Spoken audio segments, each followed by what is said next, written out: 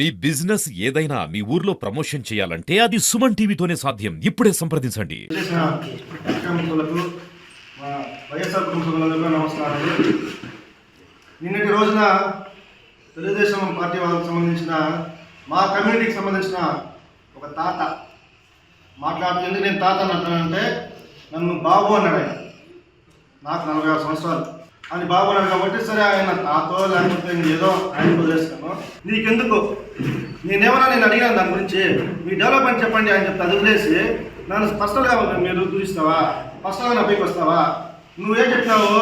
నేను అంబేద్కర్ రాజ్యాంగంలో ఉన్నాను, నాకు తెలుగుదేశం పార్టీ వాళ్ళు నన్ను అదేమది సంస్కారం నేర్పించినారు, క్రమశిక్షణ నేర్పించినారు, అమర్నాథ్ రెడ్డి నన్ను క్రమశిక్షణలో పెట్టారని చెప్పారు. ఇదే మీ అమర్నాథ్ నేర్పించింది. నేను మాట్లాడే చాలా ఉన్నాయి వ్యక్తిగతం పోవాలంటే, కానీ మేము మా అమ్మ నాన్న మాకు సంస్కారం నేర్పించినారు. ఇంట్లో ఎక్కడ పోయి నా గురించి నేర్చుకోవాలి. నేను సంస్కారం అర్థం వస్తుంది కాబట్టి నేను మాట్లాడను నీ గురించి. ఇంకోటి ఏమి మున్సిపాలిటీ గురించి నేను నేర్చుకోవాలా? 2 సార్లు స్వామి నేను నేర్చుకోండి. 2 సార్లు కంటెస్టెడ్ కౌన్సిలర్ నేను, ఒకసారి కాదు 2 సార్లు కంటెస్టెడ్ కౌన్సిలర్, అది కూడా తెలుగుదేశం బెల్ట్లో. గుర్తుపెట్టుకోండి. ఇంకేం 2 రోజులు ఉంది, 4 నెలలు ఓపిక పట్టు. నేనే వస్తా, నేనే నీకు మొగుడు, నేనే వస్తాను, నేనే బతుకున్న కాలం నీకు నేనే మొగుడు, నేనే కంటెస్టేషన్ పైన తెలుసుకుందాం ఎవరికి ఎంత ఉందో. నాకుంది నేను కొట్టుకుంటా, నాకుంది నేను కొట్టుకుంటా. నీకు ఇక్కడ కొట్టుకో, నీకు లేదని చెప్పి నువ్వు బాధపడి నేనే చేయగలుగుతుంది. నీ లిమిట్లోనే ఉండు, నా లిమిట్లోనే ఉంటా. రాజకీయం చేద్దాం, పర్సనల్గా వద్దు. మున్సిపాలిటీ డెవలప్ అవుతా ఉంది, మున్సిపాలిటీ పెరుగుతూ ఉంది. ఫ్యూచర్లో వాటర్ ప్రాబ్లం అనేది ఉండాలి. ఆ వాటర్ ప్రాబ్లం వచ్చినప్పుడు పైప్ లైన్ కంపల్సరీ యాడ్ వేయాలా. ఇప్పుడు మొన్న పైప్ లైన్ అంతా పగలగొట్టి వాటర్ సుమారు 6 గంటల సేపు వాటర్ రోడ్డు మీద వెళ్ళిపోతే మున్సిపాలిటీ నుంచి వర్కర్స్ని పిలిపించి, అధికార దాహంతో మున్సిపాలిటీ నుంచి వర్కర్స్ని పిలిపించి దాన్ని ఎల్బోలు పెట్టి ఆ యొక్క విద్యానగర్ పక్కన తీసి ఇచ్చేసినారు. దానిపైన ఏఈని వివరణ కోరగా ఏఈ గారు మాకు తెలియదండి అని చెప్తున్నారు. పక్క ఇప్పుడు తొమ్మి చూస్తే కూడా నేను గతంలో దీనికి ముందు పార్టీ కంటే దానికి ముందు కౌన్సిలర్గా నేనే ఉన్నా. అప్పుడు పైప్ లైన్ వేసినప్పుడు నాకు తెలుసు. సెంట్రల్ పైప్లో వచ్చింది, ఆ బిల్డింగ్ కట్టినప్పుడు ఆ సెంటర్లోనే వచ్చింది. దాన్ని ఇప్పుడు మార్చినారు.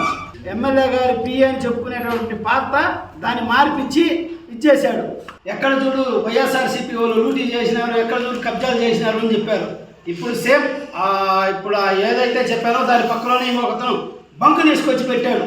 నాయకుడు, తెలుగుదేశం నాయకుడు అతను తీసుకొచ్చి పెట్టి అక్కడ గతంలో వేరే వాళ్ళు పాపం ఒంటెత్తు పని తోలుకునే గణేష్ అనే అతను వాళ్ళ మిస్సెస్ అక్కడ చిన్న బోండాలు కొట్టు పెట్టుకునేవాళ్ళు. వాళ్ళకి నేనేదో డబ్బులు ఇచ్చినా, నేను వాళ్ళ దగ్గర తీసుకున్నానని చెప్పి ఇప్పుడు ఒక నాయకుడు అక్కడ పెట్టినాడు. ఈ విధంగా వీళ్ళు కబ్జాలు చేసుకొని పోతున్నారు. ఇంకొక నాయకుడేమో వైఎస్ఆర్సీపీ వాళ్ళంతా కబ్జాలు చేసినారు అది ఇది అన్నారు. అంగన్వాడీ స్కూల్కి ఇచ్చినటువంటి ప్లేస్లో 4 అంతస్తుల బిల్డింగ్ కట్టి నువ్వు ఈరోజు నీతి మాటలు చెప్తా ఉంటే ఇది ఎంతవరకు సబబు? ఇది ఊరికే రెచ్చగొట్టుకొని ఊరికే అది ఇది మాట్లాడుకుంటా పోతే దానివల్ల ప్రయోజనం లేదు. అందరూ కలిసి ఇప్పుడు మా ప్రభుత్వంలో ఏమీ చేయలేదంట. ఇప్పుడు మా వాళ్ళు చెప్తారు మా ప్రభుత్వంలో ఏమి చేసినాము ఏం చేయలేదనేది మా వాళ్ళు చెప్తారు. ఇప్పుడు మీ ప్రభుత్వం వచ్చి దాదాపు 2 సంవత్సరాలు కావస్తా ఉంది దగ్గర. మీరేం చేశారో చెప్పండి. చాలా పాత పడినటువంటి భవనం, ఆ కోర్టు భవనం కూడా ఈరోజు మనమందరూ కూడా చూస్తాం మా ప్రభుత్వంలో ఏ విధంగా దాన్ని కట్టి దాన్ని పూర్తి చేశారనేటువంటి విషయం. ఈ విధంగా ప్రతి విషయం కూడా పక్కలోనే మనకి ఎంఆర్ఓ ఆఫీస్ ఉంది, తహసీల్దార్ ఆఫీసు భవనం కూడా ఏ విధంగా ఈరోజు అక్కడ కట్టి దాన్ని ఓపెనింగ్ చేశారు. ఇది అభివృద్ధి అంటారు.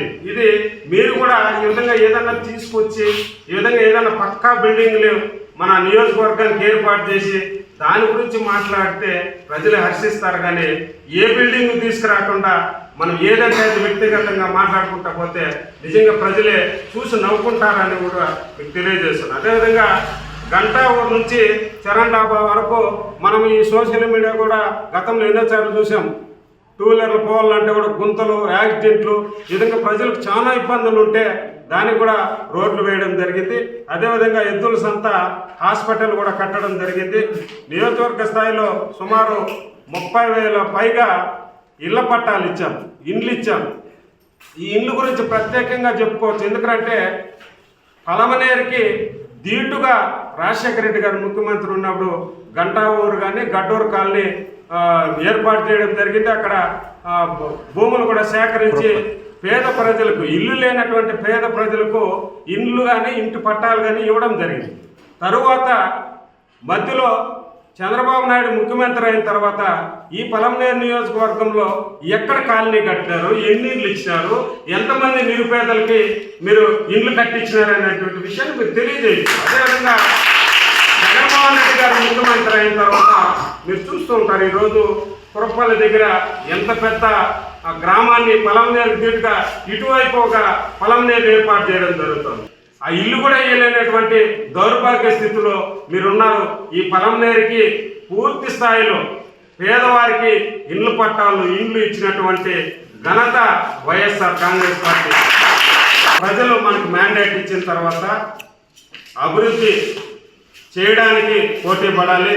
అదేవిధంగా మీ వార్డు పరిధిలో కానీ, గ్రామ స్థాయి పరిధిలో కానీ, మండల పరిధిలో కానీ ప్రభుత్వం నుంచి ఏ విధంగా నిధులు తీసుకురావాలా, ప్రభుత్వం నుంచి వచ్చే నిధుల్ని ఏ విధంగా మనము రోడ్లకు కానీ, డ్రైనేజీకి కానీ, లైటింగ్ సిస్టమ్ కానీ, బిల్డింగ్స్కి కానీ ఏ విధంగా డెవలప్ చేయాలనేటువంటి విషయంలో మనం పోటీ పడాలి. కానీ ఈ విధంగా చీప్గా వ్యక్తిగతంగా విమర్శించుకోవడం కరెక్ట్ కాదు.